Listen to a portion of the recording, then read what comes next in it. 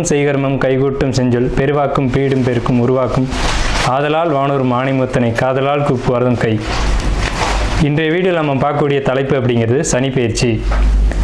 சனிப்பெயர்ச்சி அப்படிங்கிறத பற்றி தான் நம்ம பார்க்க போகிறோம். முதல்ல என்னுடைய குலதெய்வத்தையும் காவல் தெய்வத்தையும் நவகிரகங்களையும் பஞ்சபூதங்களையும் வணங்கி நான் இந்த பதிவை தொடர்றேன்.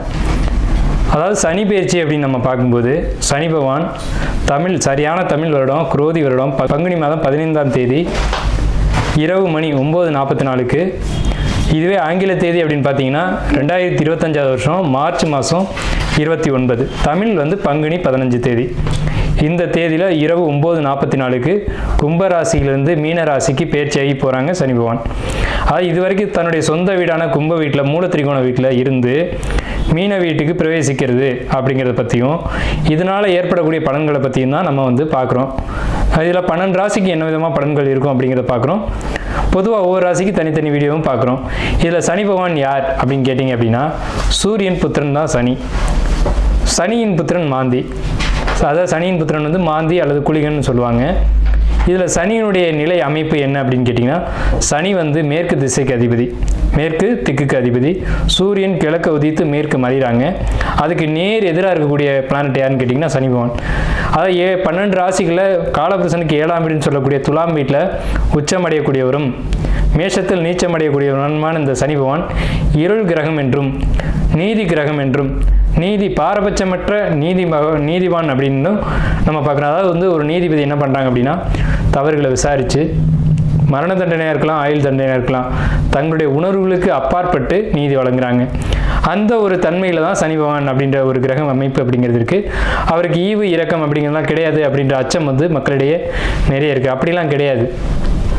ஒரு தனிப்பட்ட ஒரு நபருடைய ஜாதகத்தில் ஏற்பட்டிருக்கக்கூடிய கர்ம வினைகள் என்ன அப்படின்னு பார்த்துட்டு அதுக்கான சரியான பலாபலன்கள் என்ன அப்படிங்கிறத கொடுக்கறதுல சனி பகவான் சரியான ஒரு நிலையில் இருக்கிறாரு அப்படிங்கிறதுனால தான் நம்ம அவரை நீதிமான் அப்படின்னு சொல்கிறோம். அவருக்கு வச்சிருக்க பேர் ஒரு சரியான பேர் தான். இவர் மேஷத்தில் நீச்சமடைகிறார் அப்படிங்கிறதுனால மேசராசிக்காரங்களை பாதிக்க மாட்டார் அப்படின்ற ஒரு கருத்தும் இருக்குது. இந்த 12 ராசிகளில் முதலாவது ராசியில் தான் சனி பகவான் நீச்சமடைகிறாரு. சனி பகவான் பொறுத்த வரைக்கும் மேற்கு திக்கில் தான் பலம் அதிகம். அதாவது மேற்கு திக்கு அப்படின்னு பார்க்கும்போது மிதுனம், துலாம், கும்பம் மேற்கு திசை. இதில் கும்பராசியில் திக்பலம் அடைகிறாங்க. ஒரு ஜாதகத்தில் 7ஆம் வீட்டில் சனி பகவான் நிற்கும்போது அந்த சனி பகவானுக்கு 7ஆம் வீடு மேற்கு வீடு அப்படின்னு பேர். அங்கே திக்பலம் அப்படின்ற ஒரு அமைப்பில் பலம் அடைகிறாங்க சனி பகவான். இப்படிப்பட்ட சனி பகவான் மக்களிடையே ஒரு தவறான கருத்து இருக்கு. சனி ஒரு இருள் கிரகம், சனி பகவான் ஒரு துன்பங்களை மட்டும் தரக்கூடிய ஒரு கிரகம். 2.5 ஆண்டு, அதாவது மொத்தம் 7.5 ஆண்டுகள் அவருக்கு துன்பம் கொடுக்கறதுக்கு மட்டுமே அதிகாரம் கொடுத்து வச்சிருக்காங்க அப்படின்ற மாதிரிலாம் இருக்காங்க. அந்த மாதிரிலாம் கிடையாது. நவ கிரகங்கள் அப்படின்னு எடுத்துக்கிட்டாலுமே ஒவ்வொரு கிரகமும் ஒவ்வொரு பணிகளை செய்வாங்க. அதில் 9 கிரகமும் இணைஞ்சால் மட்டும்தான் ஒரு பலன் அப்படிங்கிறது கிடைக்கும். அதில் சனி பகவானுடைய பங்கு அப்படிங்கிறது ஒரு சிறப்பான ஒரு இடத்துல இருக்கும். இதில் நம்ம பார்க்குறது சனி பெயர்ச்சிக்கான பலன்கள். சனி பெயர்ச்சி 2025, 2025லேருந்து 2027 வரைக்கும் இந்த 2.5 ஆண்டு காலகட்டம், அதாவது 2.5ன்னு சொல்கிறோம். 2.5 ஆண்டு காலகட்டம் மீன ராசியில் பயிற்சி ஆகக்கூடிய இந்த சனி பகவான் மீன ராசிக்கு சனி பகவான் பயிற்சி ஆகிறாங்க. இதே சமயத்தில் அந்த வீட்டு அதிபதியான குரு பகவான் தன்னுடைய வீட்டுக்கு 4ஆம் வீடான மிதுனத்தில் தன்னுடைய சொந்த ராசி நட்சத்திரத்திலே பிரவேசிப்பாங்க. அதாவது குரு பகவானுக்கு 3 நட்சத்திரங்கள் கொடுக்கப்பட்டிருக்கு ஜோதிட சாஸ்திரத்தில். அதில் புனர்பூச நட்சத்திரத்தில் பிரவேசிப்பாங்க. சனி பகவான் தன்னுடைய சொந்த நட்சத்திரமான உத்திரட்டாதி நட்சத்திரத்தில் பயணிக்கும் போது குரு பகவான் தன்னுடைய சொந்த நட்சத்திரமான புனர்பூசத்தில் பிரவேசிப்பாங்க. ஆகையால் இந்த சனி பெயர்ச்சி அப்படிங்கிறது ரொம்பவும் ரொம்பவும் உத்தமமான பலன்களை மக்களுக்கு, பொதுமக்களுக்கு, வணிகம் செய்யக்கூடியவங்களுக்கு, தொழில்துறையில் இருக்கக்கூடியவங்களுக்கு, குருமார்களுக்கு, ஆன்மீகத்துறை சம்பந்தப்பட்டவங்களுக்கு, ஆன்மீகத்தில் இருக்கக்கூடியவங்களுக்கு, பொது சேவையில் ஈடுபடக்கூடியவங்களுக்கு, பொது காரியங்கள், அதாவது இறை காரியங்கள் இதிலெல்லாம் ஈடுபடக்கூடியவங்களுக்கு இந்த 2.5 ஆண்டு காலகட்டமும் ரொம்ப சிறப்பான உன்னதமான உத்தமமான பலன்களை இந்த சனி பகவான் கொடுக்க காத்துட்டு இருக்காங்க. அப்படி தான் இந்த கிரக நிலைகள் அப்படிங்கிறது அமைஞ்சிருக்கு. சனி பகவான் மட்டும் வச்சுக்கிட்டு நம்ம ஒரு பயிற்சி பலன்களை சொல்ல முடியாது. சனி பகவான் மற்ற வருட கிரகங்கள்னு சொல்லக்கூடிய குரு பகவான், ராகு, இவங்களுடைய பேச்சின் அடிப்படையில் தான் தன்னுடைய பலன்களை முழுமையாக ஒரு ராசி கொடுப்பாங்க. இதில் நற்பலன்களை ஏற்படுத்தக்கூடிய ராசி அமைப்பு இந்த கோச்சார ரீதியில் அப்படின்னு பார்க்கும்போது ரிஷபம், கடகம், துலாம், மகரம், மற்றும் கன்னி இந்த 6 வீடுகளுக்கும் மிகவும் உன்னதமான பலன்களையும், மற்ற 6 ராசிகளான மேஷம், மிதுனம், சிம்மம், விருச்சிகத்துக்கு கூட நல்ல பலன்களை செய்யும். அதில் துலாமுக்கு மட்டும் ரொம்ப உத்தமமான பலன்களை செய்யும் அப்படி சொல்ல முடியாது. ஆனால் விருச்சிக ராசிக்கு அதிக நட்பலன்களை தரும், மகரத்துக்கு உன்னத பலன்களை தரும், கும்பத்துக்கு இதுவரைக்கும் இருந்த கஷ்டங்கள் குறைஞ்சி இனி நல்ல ஒரு காலகட்டம் அப்படிங்கிறது இந்த சனி பெயர்ச்சியில் உங்களுக்கு கண்டிப்பாக கிடைக்கும். இந்த 6 ராசிகளுக்கு, அதாவது மேஷ ராசிக்கு துன்பம் அப்படின்னு எடுத்துட்டா கூட ரிஷப ராசிக்கு நல்லா இருக்கு, கடக ராசிக்கு நல்லா இருக்கு, துலா ராசிக்கு காட்டிலும் விருச்சிக ராசிக்கு நல்லா இருக்கு, கன்னி ராசிக்கு நல்லா இருக்கு, மகர ராசிக்கு நல்லா இருக்கு. இந்த 6 ராசிகளுக்கும் நட்பலன்களும், மற்ற 6 ராசிகளுக்கு பெரிய கெடுதல் இல்லை அப்படின்ற ஒரு நல்ல வார்த்தையை சொல்லி நம்ம வீடியோக்குள்ளே போகலாம். கடகராசியினுடைய பூசம் நட்சத்திரம், இது நடு மைய நட்சத்திரம், சனிபகவானுடைய நட்சத்திரம், சந்திரன் வீட்டில் சனி நட்சத்திரம். அப்போ இந்த ராசிக்கு 8வது ராசியான கும்பத்தினுடைய அதிபதியான சனிபகவானுடைய நட்சத்திரம் இங்கே இடம்பெறுது. ஸோ இந்த பூசம் அப்படின்னாலே பசு மாட்டினுடைய மடி அப்படின்னு சொல்லுவாங்க, ரோஜா இதழ் இருக்கு இல்லைங்களா, அதை சொல்லுவாங்க. ஸோ பூசத்துக்கு விசேஷம் அதிகம். கடகராசியில் தான் அந்த வேதம் பிறந்த ராசி அப்படின்னு சொல்லுவாங்க. இவங்கள்ட்ட நிறைய வேதத்தினுடைய திறமைகள், முன்னோர்களுடைய ஒரு ஆசீர்வாதம் அப்படிங்கிறது நிறைவாக இருக்கும். பூசத்தில் ஒருத்தர் பிறந்தாலே அவங்க குடும்பத்தில் முன்னோர்கள் தெய்வ வழிபாட்டில் இருந்திருப்பாங்க அப்படின்ற ஒரு பதிவு இருக்குது. உங்களுக்கு எப்படி இருக்கும் இந்த 2025 வரக்கூடிய சனி பயிற்சி?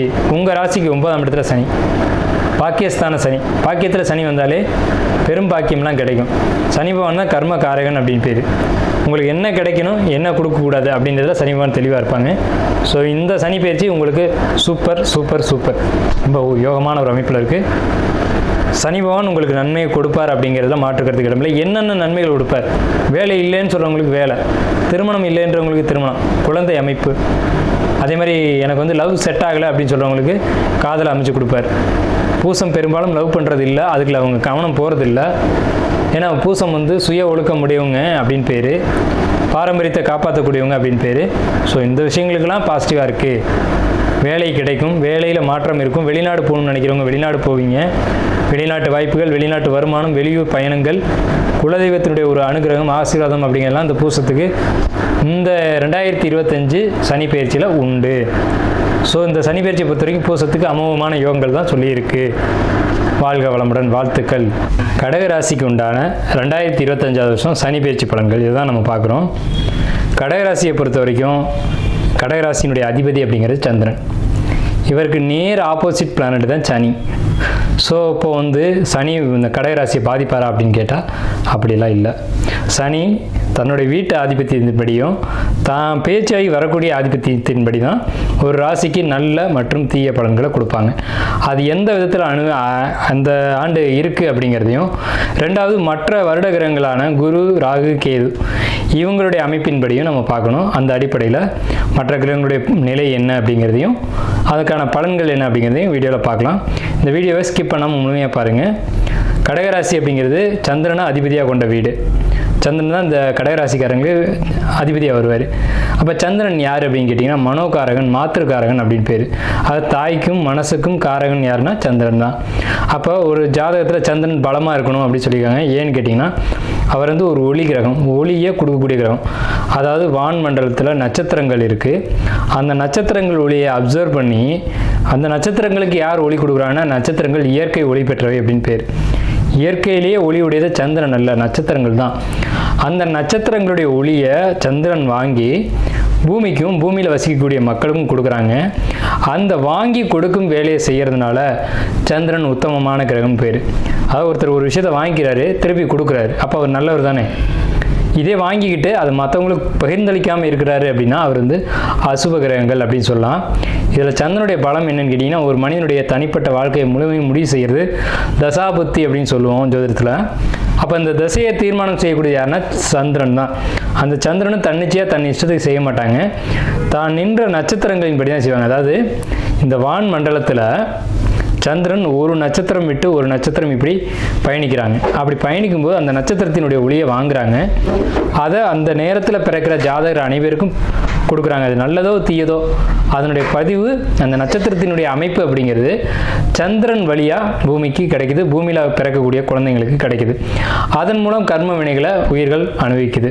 இதில் சந்திரனுடைய வேலை என்னென்னா அசுப பலன்களை குறைச்சி சுப பலன்களை அதிகப்படுத்துறது தான் அதோடைய வேலை. ஒரு தாய் இருக்காங்கன்னா குழந்தைக்கு ஒரு துன்பம் வரப்போகுது அப்படின்னா அதில் பாதுகாக்கிறதுக்காக எவ்வளோ முயற்சி பண்ணுறா, அந்த வேலையை தான் இந்த சந்திரன் செய்கிறாங்க. அதனால் சந்திரனை மாத்ரு தாய்க்காரகன் அப்படின்னு நம்ம ஜோதிடத்தில் சொல்கிறோம். சந்திரன் இரக்கமுடையவன் அப்படின்னு பேர். அதாவது காலபுருஷனுக்கு 4ஆம் வீடு. இந்த ராசியினுடைய அமைப்பு அப்படிங்கிறது சலனம், அதாவது புத்தி சலனப்படும், இறக்கப்படும், உணர்ச்சி வசப்படுவாங்க அப்படின்னு அர்த்தம். கடகராசிக்காரங்க நீங்கள் உணர்ச்சி வசப்படுவீங்க, உணர்வுகளுக்கு மதிப்பளிப்பீங்க அப்படின்னு அர்த்தம். அதாவது புத்திக்கு முக்கியத்துவம் கொடுக்காம, அதாவது மனிதர்களை பழகும்போது இவர்களை வச்சு இப்படி நம்ம புத்திசாலித்தனமாக நம்மளுடைய காரியங்களை சாதிச்சுக்கலாம், இப்படி இவங்க மூலமாக பொருள் ஈட்டலாம் அப்படிங்கிற எண்ணங்களை தாண்டி உணர்வுகளுக்கு மதிப்பு கொடுத்து அவங்களோட பழகிறது யார் அப்படின்னு கேட்டிங்கன்னா சந்திரனுடைய வேலை தான் அது. மனிதனுக்கு மனிதன் எப்படி பழகணும், எப்படி அவங்களுடைய அன்பை பரிமாறிக்கணும் அப்படிங்கிறதுல சந்திரனுடைய பங்களிப்பு ரொம்ப இருக்குது. இதில் சந்திரனுக்கு ஒரு வீட்டுக்காரர் அப்படின்னு பேர். அதாவது கடகம் மட்டும்தான் சந்திரனுக்கு வீடு, 2 ஆதிபத்தியம் கிடையாது. ஸோ அப்படிப்பட்ட ஒரு உத்தமமான கிரகம் சந்திரன். அந்த சந்திரனை அதிபதியாக கொண்ட ராசி கடகராசி. கடகராசி அப்படின்னாலுமே அது புற்று ராசி அப்படின்னு ஒரு பேர் இருக்குது. ஆற்றுப்படுகைகளை குறிக்கக்கூடிய ராசி கடகராசி அப்படின்ற ஒரு அமைப்பில் இருக்குது. இந்த ராசிக்கு கிரக நிலைகள் அப்படின்னு பார்க்கும்போது கடகராசிக்கு 2ஆம் வீட்டுக்கு கேது பேச்சாகி இந்த மே மாதத்தில் வர்றாங்க. 9ஆம் வீட்டில் இருக்கக்கூடிய ராகு பகவான் பேச்சாகி 8ஆம் வீட்டுக்கு வர்றாங்க. 8ஆம் வீட்டில், அதாவது கடகத்துக்கு 7க்கும் 8 சனி 9ஆம் வீட்டுக்கு பயிற்சியாகி போகிறாங்க. இந்த 2025 மார்ச் மாதம் தமிழில் சுத்தமான தமிழ் எடுத்துக்கிட்டோம்னா குரோதி வருஷம் பங்குனி மாதம் 15ஆம் தேதி அன்னைக்கு இந்த சனி பயிற்சி நடக்குது. இரவு 9:44. இது 8ஆம் வீட்டு அதிபதி 9ஆம் வீட்டுக்கு பயிற்சியாகி போகிறாங்க. இது அவ்வளவு சாதகமான ஒரு அமைப்பு இல்லைனாலும் கூட மற்ற கிரகங்களை அனுசரித்தும் இதனுடைய பலன்களை எடுக்கணும் அப்படிங்கிற ஒரு உண்மை இருக்குது. இப்போ நம்ம கிரக நிலைகள் தான் பார்க்குறோம்.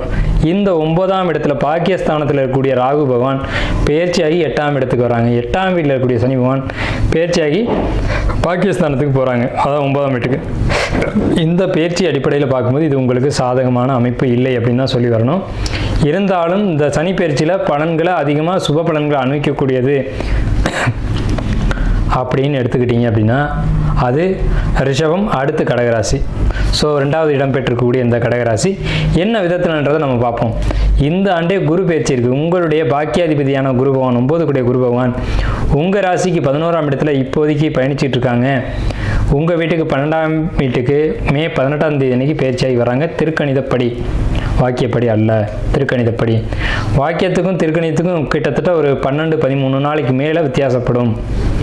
ஸோ இந்த வாக்கியமாக இருந்தாலும் திருக்கணிதமாக இருந்தாலும் இந்த வருஷம் மே மாதம் பயிற்சியாகி விரயஸ்தானத்துக்கு வரக்கூடிய குரு பகவானுடைய அமைப்பு அப்படிங்கிறது பொன்னவன் 12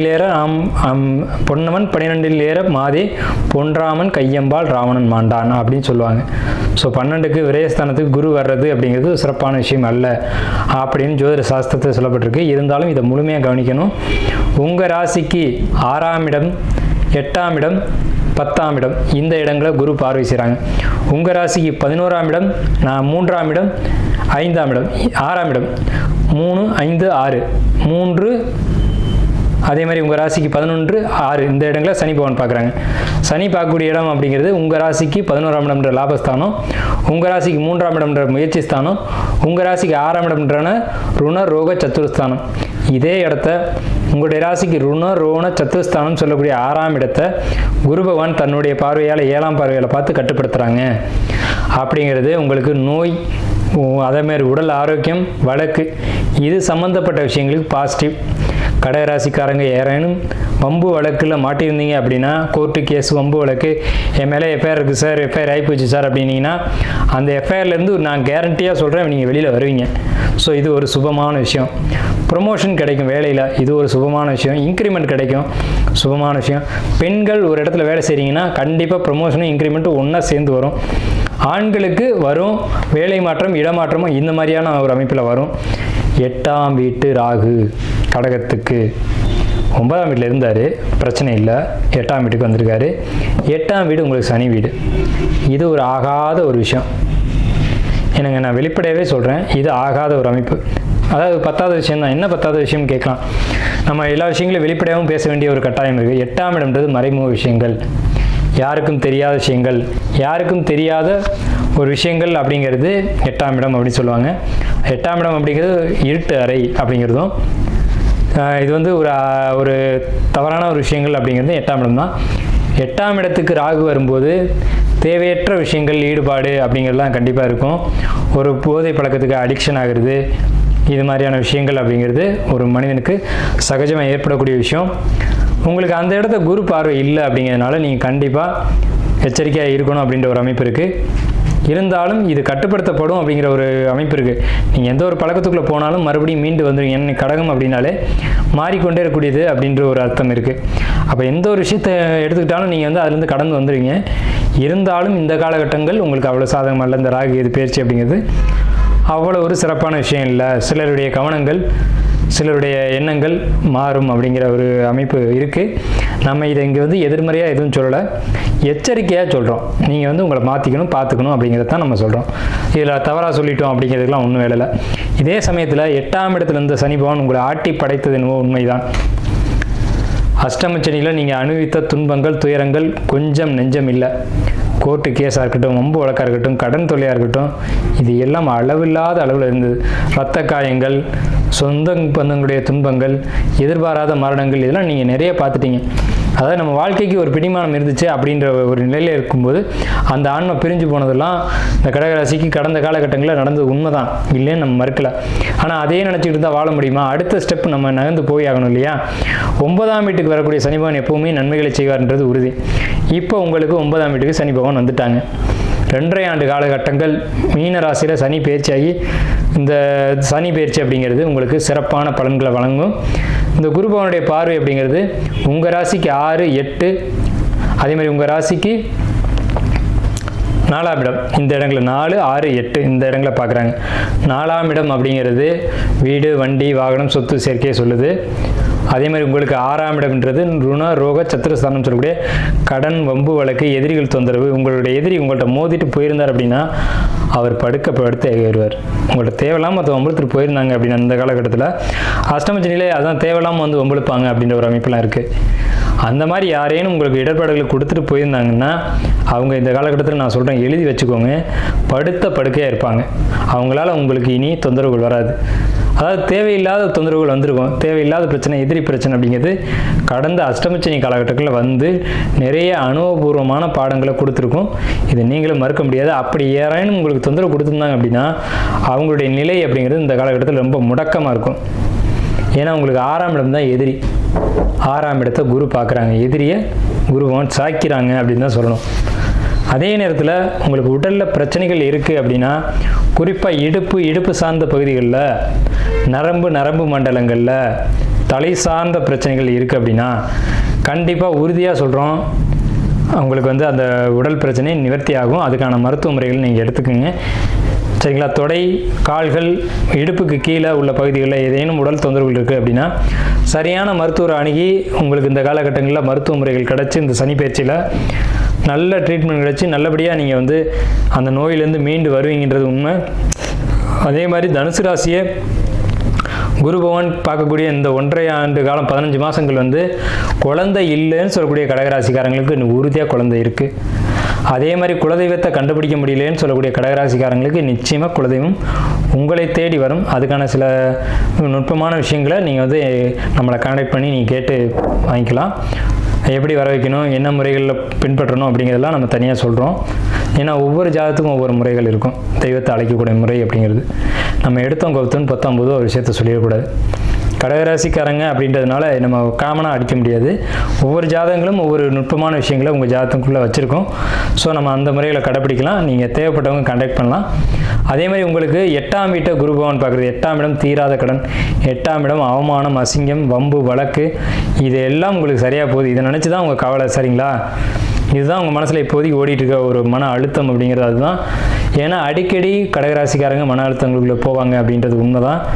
எதுக்கெடுத்தாலும் மனக்குழப்பங்கள், மன அழுத்தங்கள், கவலைகள் இதுக்குள்ளே அடிக்கடி போகக்கூடிய நபர்கள் நீங்கள் தான்.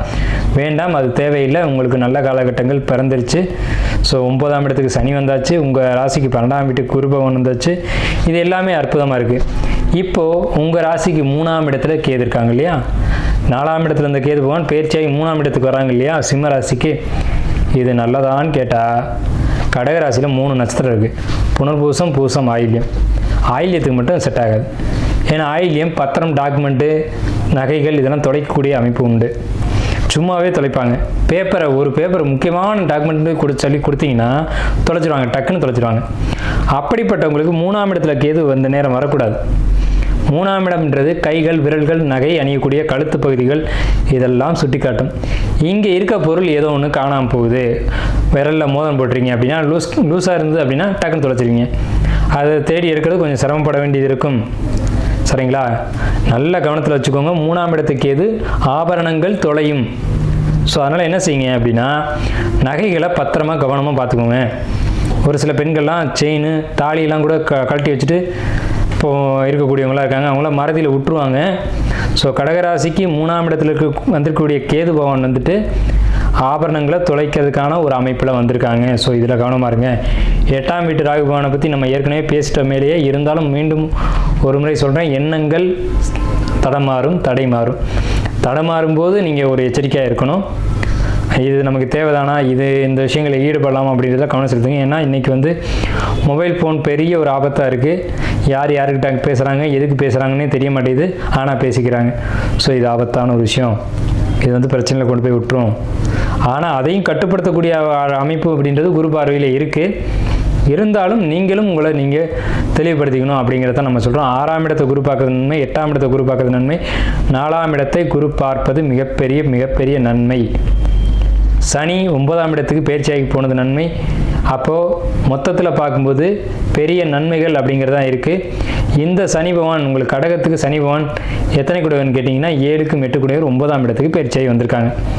ஸோ 8 கூடவன் 9க்கு போயிருக்காரு அப்படின்றதுனால என்ன, அதாவது தந்தை வழி உறவுகளில் ஏதேனும் இடர்பாடுகளை கொடுக்க வாய்ப்புள்ளது. பூர்வீக சொத்துக்கள் பிரிஞ்சு வரலை அப்படின்னா அதுக்காக ரொம்ப போட்டு ரிஸ்க் எடுக்காதீங்க. இப்போதைக்கு வரக்கூடிய காலகட்டம் இல்லை, எதிர்காலத்தில் உங்களை தேடி வரும். கொஞ்ச நாள் பொறுத்துக்கோங்க, ஒரு 1.5 வருஷம் போகட்டும். ஆனால் இந்த சனி பயிற்சி 2.5 ஆண்டு காலகட்டத்துக்குள்ளே வந்துடும். ஆனால் இந்த வருடம் 2025 வர்றதுக்கு கொஞ்சம் சிரமமான ஒரு அமைப்பு தான். தந்தை வழியில் அனுகூலமான அமைப்பு இல்லை, தாய் வழியில் அனுகூலமான அமைப்புங்கிறது நிச்சயமாக உண்டு. தாயார் உடல்நிலையில் நல்ல முன்னேற்றம் இருக்கும். அதாவது கடகராசிக்காரங்களுடைய உடல்நிலையில் நல்ல முன்னேற்றம், உடல் ஆரோக்கியம், அதே மாதிரி புதிய ஆடைகள் வாங்குறது, ஆபரணங்கள் வாங்குறது, ஆடை சார்ந்த விஷயங்களுக்கு நீங்கள் செலவு பண்ணுவீங்க. லக்ஸரியான ஆடைகள் வாங்குவீங்க. அதாவது நல்ல பிராண்டட் ஷர்ட்டு, பிராண்டட் ட்ரெஸ்ஸஸ் வாங்கக்கூடிய அமைப்பு, லக்ஸரியான ட்ரெஸ்ஸஸ் வாங்கக்கூடிய அமைப்பு. நீங்கள் நீண்ட நாள் இந்த மாதிரி ஒரு ட்ரெஸ் போடணும் அப்படின்னு ஆசைப்பட்டதெல்லாம் இந்த காலகட்டங்களில் கண்டிப்பாக நிறைவேறும் கடகராசிக்கு. ஸோ அதுக்கான அமைப்புகள்லாம் உண்டு. எதிரிகள் விலகக்கூடிய நேரம் வந்தாச்சு, நோய்கள் விலகக்கூடிய நேரம் வந்தாச்சு.